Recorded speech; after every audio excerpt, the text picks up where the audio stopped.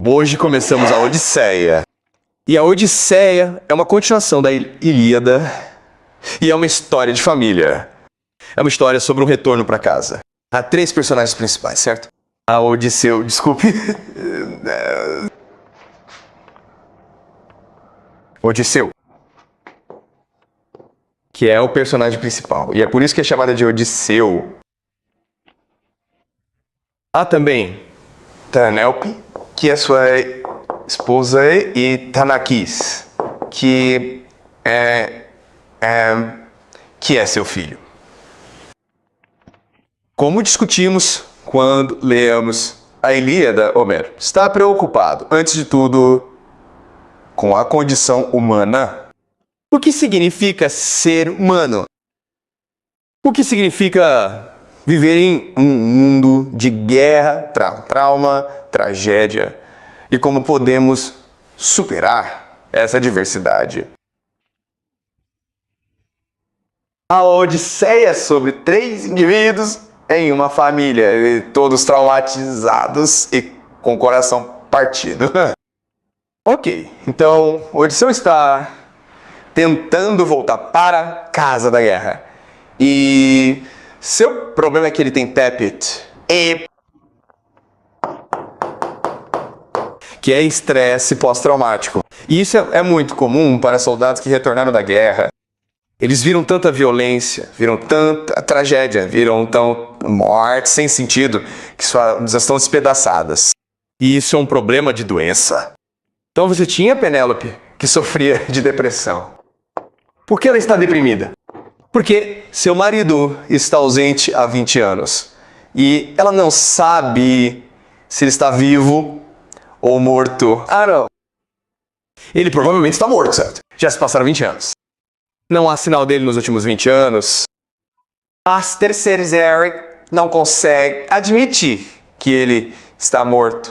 Então, ela se coloca em uma situação muito perigosa. Há dezenas de pretendentes que querem sua mão em casamento. E ela quer dizer não, mas tem medo de que, se fizer isso, ficará sozinha pelo resto da vida. Mas ela não quer dizer sim, porque se recusa a admitir que seu marido, o amor de sua vida, disso está morto. No fundo, ela sente que ele ainda está vivo. Mas na cabeça, ela não consegue justificar. Ela não consegue explicar. É só um sentimento nela. Certo? Então a resposta dela, isso que chamamos de dissonância cognitiva, é simplesmente se desligar. Ela passa o tempo todo sozinha no quarto. No começo, ela fica tecendo coisas, mas depois fica sentada no quarto. Certo? E aí tem Tamacos. O problema dele é que ele não sabe se está ou morto, mas o homem é uma lenda e a lenda. Esse é um homem que venceu a Guerra de Troia bolando uma estratégia com um cavalo de Troia. Certo, então ele é uma lenda neste mundo e todo mundo canta seus louvores. E ele é seu filho, então ele está vivendo na sombra dele. E ele quer provar que é melhor que o pai. Ele quer se tornar um herói, mas está sendo sobrecarregado pelo legado do pai. A outra questão é que, a menos que seu pai esteja morto, ele não pode herdar o legado dele, certo? Sua propriedade, sua reputação não podem ser transferidas para ele. Então existe essa mãe que passa cada dia da semana sentada em casa. Se ela se casasse, ele iria embora. E então ele poderia ser o dono da própria casa, certo? Mas ela ainda está perto. Então ele está meio preso. Ao mesmo tempo, os pretendentes estão esperando pela resposta de Penny que nunca virá. Então eles estão em casa e estão devorando a riqueza dele.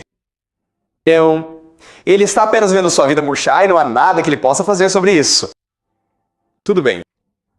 Então, ele também está deprimido e com raiva.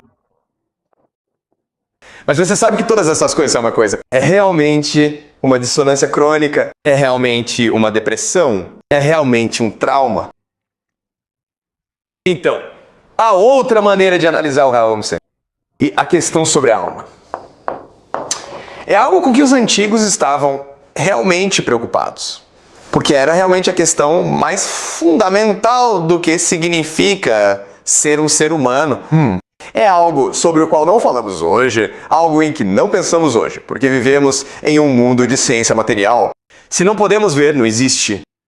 Mas, para a maior parte da humanidade, para a maior parte da história humana, a humanidade entendeu a alma como algo muito presente, muito real. A coisa mais significativa em nossas vidas. Certo? Então, a alma que eles entendiam, vamos falar sobre o entendimento deles sobre a alma. Isso é verdade para muitas culturas. Primeiro, a alma é algo muito complexo. Certo, são dimensões quase infinitas. As diferentes camadas da alma. E há realmente uma parte da alma que é você, certo? É apenas você, a pessoa. Mas quem você é como pessoa em última análise, influenciado por outras influências, bem como por outros fatores, bem como. Então, essas influências incluem sua família, sua cultura, a história e talvez os deuses, certo? Então, novamente, são dimensões infinitas. E essas dimensões têm um impacto sobre você. E talvez quando você morre, haja uma parte de você que continue vivendo, certo? Mas também há partes de você que fluem de volta para essas diferentes correntes do universo. Certo? E é algo muito complexo. Agora, a alma que usamos hoje, ou se você for a uma aula de psicologia, a alma, o nome para alma é visão de mundo. Certo. Então, temos uma compreensão muito mais simplista da nossa psicologia do que os antigos. A ideia de visão de mundo é apenas nossa compreensão de quem somos, de onde viemos e nosso lugar no universo. Ela vem e acreditamos que vem de nossas memórias e experiências.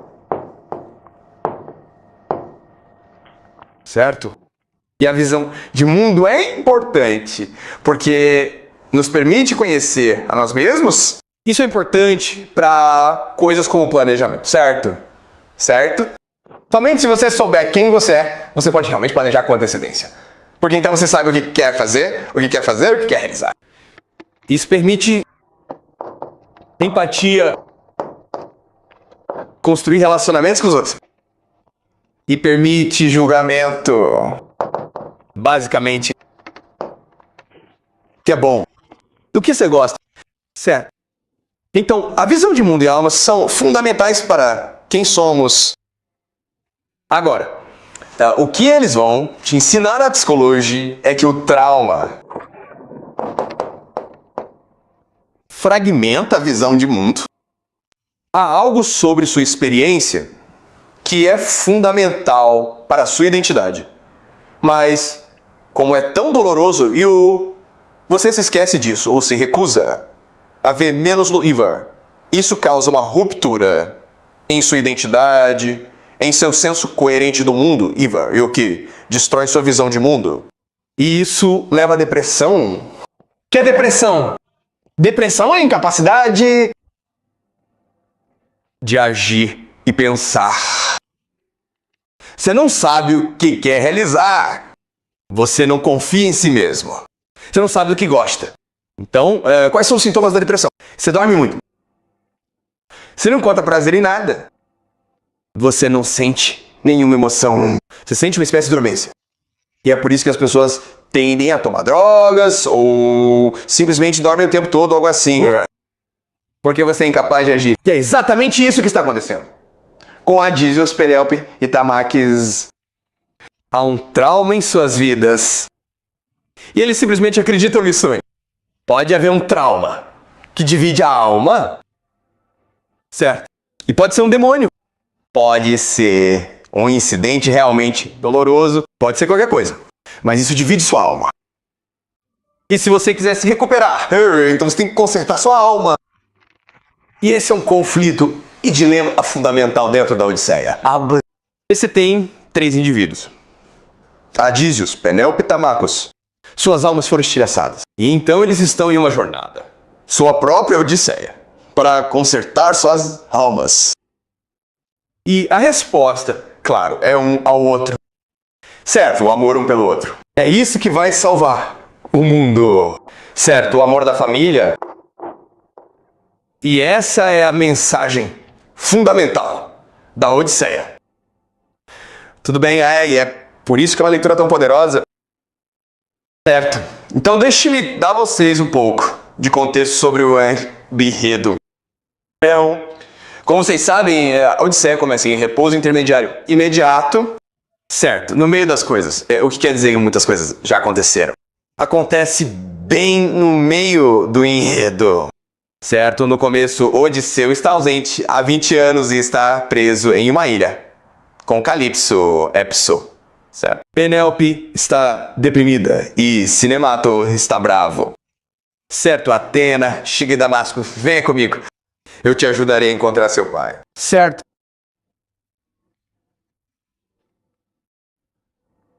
A história começa com uma guerra de Troia, é claro.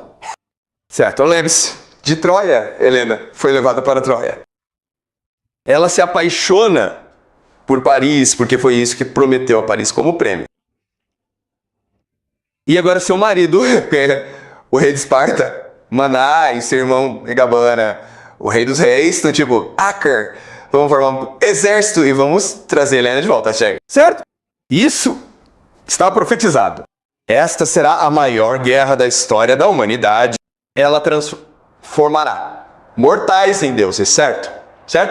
É por isso que Aquiles entra nessa guerra, porque é a oportunidade para ele provar que é o maior guerreiro de toda a história da humanidade. E é por isso que ele vai para Troia. Botal também deveria ir essa guerra. Mas Odisseu é diferente de Aquiles, porque Odisseu ama sua esposa Penélope. E tem um filho de 6 meses, Tanacais. Então ele está em conflito e realmente não quer ir para a guerra. Mas os gregos precisam dele, porque os deuses disseram aos gregos que é realmente Adísios quem vencerá a guerra, porque ele é quem criará o cavalo de Troia, o estratégio que vencerá esta guerra. Então você precisa desse cara. Certo. Então isso não quer acontecer, mas os gregos insistem. Então os gregos enviam 2 mensageiros para Ítaca, onde Odísios mora. Agora, o que ele faz é fingir que é louco. Então ele se veste mendigo. Certo, ele é um rei, mas se veste muito mal e fica andando pelas terras agrícolas, jogando sal em todos os lugares que vai. Ele parece louco, certo? E você joga sal na terra para matar as plantações. Então ele parece meio louco, mas os gregos entendem que este é um homem disfarçado. Ele é um homem de estratégia. Ele é muito inteligente. Então, provavelmente é um truque. Então o que eles fazem é pegar o filho dele, Tamacos, de 6 meses, e colocar menos Lumatenos na frente de Odisseu. Boa. Odisseu está arando o campo e salgando os campos, certo? E basicamente o teste é esse. Se você estiver realmente bravo, você vai atropelar seu filho Tamacos e matar menos LOL. Se você não estiver bravo, se você não estiver realmente louco, então você vai parar e ir para outro lugar, salvar seu filho. Então vamos ver se está realmente louco. E então é claro que ele vira e salva seu filho. E o jeito tá tipo dizendo, tipo, veja, você está nos enganando o tempo todo. Venha conosco para Troia. E então ele não tem escolha, não seria. Certo. Então é por isso que Odisseu vai. Ele é forçado aí.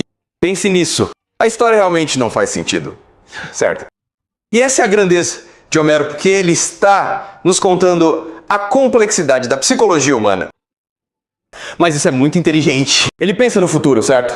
Ele deveria saber que se tivesse o estratagema, os gregos perceberiam isso muito rápido, certo?